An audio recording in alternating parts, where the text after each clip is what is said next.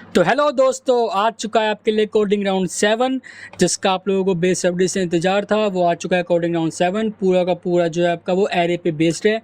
तो इसमें आपके टोटल 10 क्वेश्चन है एरे पे। ओके, हम लोगों ने लास्टली जो टॉपिक कवर किया था वो आपका एरे पे था। ओके, तो मैं एरे पे 10 क्वेश्चन लेके आया हूँ और जो 10 क्वेश्चन है बहुत इंपॉर्टेंट है, आपको आने ही आने चाहिए। इंटरव्यू में किसी भी आप कोडिंग राउंड में जाते हैं तो इन 10 में से आपके मोस्टली है कि 4 से 5 क्वेश्चन टकराएंगे क्योंकि इन्हीं में से जो है क्वेश्चन बनते हैं। आपके जो भी आपकी छोटी मोटी कंपनी होगी, स्टार्टअप्स हो गए हैं ना, उन सब में ये क्वेश्चन बनते ही बनते हैं, ये क्वेश्चन पूछते हैं। ओके, तो चलिए मैं आपको एक एक क्वेश्चन एक्सप्लेन कर देता हूँ, क्वेश्चन में क्या करना है, फिर आप इसके बाद सॉल्व कीजिएगा। हाँ, और मैं कोडिंग राउंड 6 का अब तक सोल्यूशन लेके नहीं आया हूँ, तो इसके लिए सॉरी, कोई बात नहीं। तो मैं उसका सोल्यूशन भी ले आऊँगा 1-2 लेक्चर के बाद, तो स्टे ट्यून्ड। ओके, तो उससे पहले आप लोग कोडिंग राउंड 7 भी कंप्लीट कर लेना अपना, ताकि आप लोगों का जो कोडिंग है वो आपके दिमाग में बैठे रहे, आपका लॉजिक आपके दिमाग में बैठे रहे, ऐसा नहीं कि उड़ जाए एक बार में। ओके, तो चलिए मैं आपको क्वेश्चन एक्सप्लेन करता हूँ एक एक करके। देखिए, पहला क्वेश्चन क्या है कि find the maximum element in an array.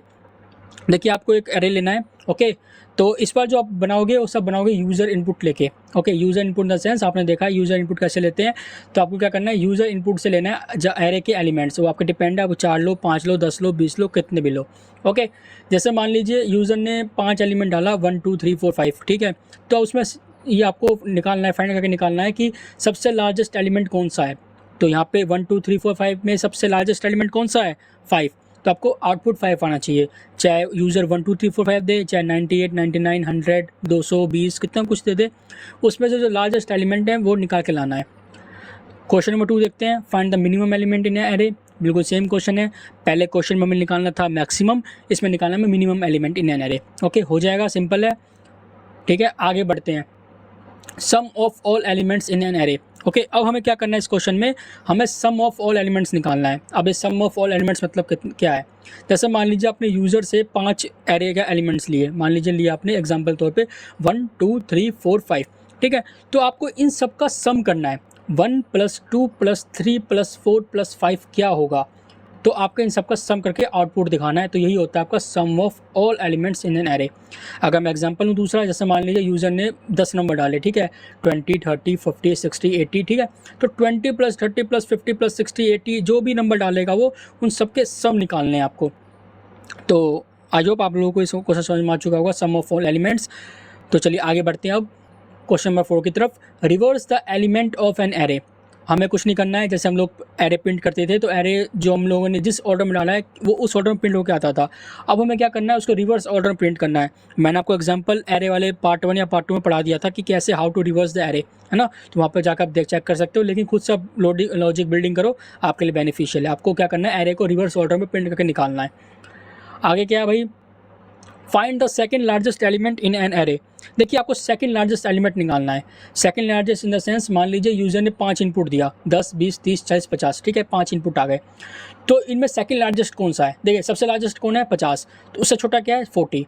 तो सेकंड लार्जेस्ट क्या हुआ, हमारा 40 हुआ, तो हमें 40 को प्रिंट करना है। तो आप समझ चुके होंगे सेकंड लार्जेस्ट किसे कहते हैं। ओके, तो आपका ये क्वेश्चन नंबर 5 भी हो गया। अब क्वेश्चन नंबर 6 बढ़ते हैं। Count अकरेंसेज of an element in an array. देखिए, अकरेंसेज क्या होता है, अकरेंस मतलब कितनी बार आ रहा है।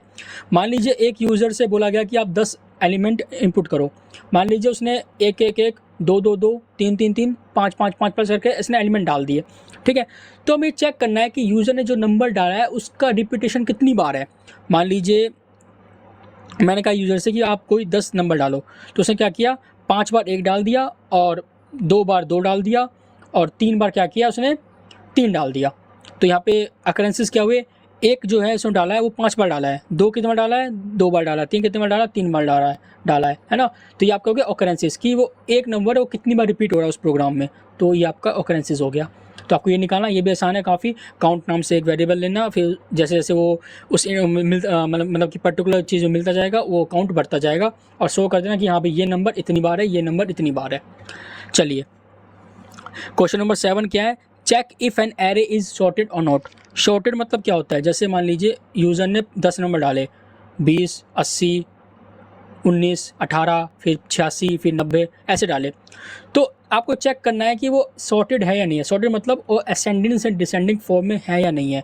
मतलब कि अगर यूज़र ने उल्टे सीधे नंबर डाल रखे हैं, मान लें पहले डाल रखे हैं 10, उसके बाद डाल रखा है 5, उसके बाद डाल रखा है 100, उसके बाद डाल रखा है फिर 50, तो आपको इसको अरेंज करना है असेंडिंग टू डिसेंडिंग ऑर्डर में। सॉरी, चेक करना है कि वो सॉर्टेड है या नहीं है।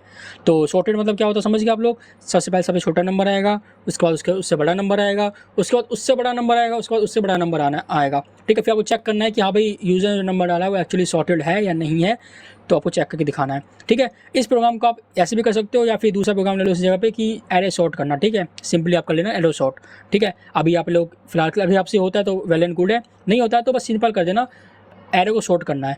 ओके, चलिए आगे बढ़ते हैं। Remove duplicates from an array. देखिए, डुप्लीकेट से समझ में आ गया आपको कि मान लीजिए कोई नंबर एक से ज़्यादा बार रिपीट हो रहा है। ठीक है, मान लीजिए यूज़र ने 5 नंबर, यूज़र को बोला गया कि आप 10 नंबर डालिए इसके अंदर, तो यूज़र ने क्या किया, 3 बार 5 डाल दिया। ओके, तो हमें क्या करना है, एक नंबर सिर्फ एक ही बार आना चाहिए। अगर वो एक से ज़्यादा बार आता है तो उसको रिमूव कर दो। यहाँ इस केस में क्या है, यूज़र ने 5 बार तीन को जो है 5 नंबर को या 3 बार रिपीट कर दिया, तो वो 5 एक ही बार आएगा, बाकी जो 2 बार 5 आए हैं उसको रिमूव कर देगा। तो ये आपका हो गया remove duplicates from an array. Okay, तो ये भी सिंपल प्रोग्राम है। देखिए, आप लोगों को प्रोग्राम पढ़ते समझ में आ जाएगा क्या होता है रिमूव डुप्लीकेट्स, है ना। एक मैं समझा भी देता हूँ। ओके, अब ये है rotate an array to the right by a given number of steps. ये थोड़ा हाई लेवल प्रोग्राम है। ओके, अगर आपसे ये होता है तो आप प्रो कोडर है, नहीं होता कोई बात नहीं, मैं आप तो सोल्यूशन लेके आऊँगा ही। इसमें क्या करना है, मान लीजिए यूज़र ने डाला 5 नंबर, 1 2 3 4 5। ओके, अब उसने कहा कि भाई मुझे ना ये जो नंबर है उसको राइट पोजीशन मूव करना है। Right position in the sense उसको अब जो 1 2 3 4 5 आया उसको राइट पोजीशन से मूव करना है। कहाँ से, वो कितने स्टेप से, तो यहाँ पे आप यूज़र से स्टेप भी पूछोगे। वो जो स्टेप डालेगा 0 1 2, तो उस पोजीशन से उस पूरे एरे को रोटेट कर देना राइट की तरफ। ओके, तो ये क्वेश्चन थोड़ा हार्ड लेवल का है, घबराना नहीं है, नहीं बनता है कोई बात नहीं, हम लोग बनाएंगे साथ मिलके। आगे क्या है, find the missing number in an array of integer from 1 to n। Okay, अब आपको क्या देखिए, यहाँ पे सिंपल देखते हैं, write a Java program to find missing number from an array of integers where the array contains element from 1 to n। तो यहाँ पे मिसिंग नंबर फाइंड करना है। मान लीजिए आपने यूजर से 1 से लेके n मतलब n कुछ भी हो सकता है, 10 20 30 40 वहाँ तक आपने नंबर लिया, तो उसमें से कौन सा नंबर मिसिंग है ना, तो आपको वो फाइंड करना है। तो ये आपके टोटल 10 क्वेश्चन हैं। तो आई होप आप लोग खुद से कर लोगे, बहुत आसान क्वेश्चन है, खुद से ट्राई करने की कोशिश करना।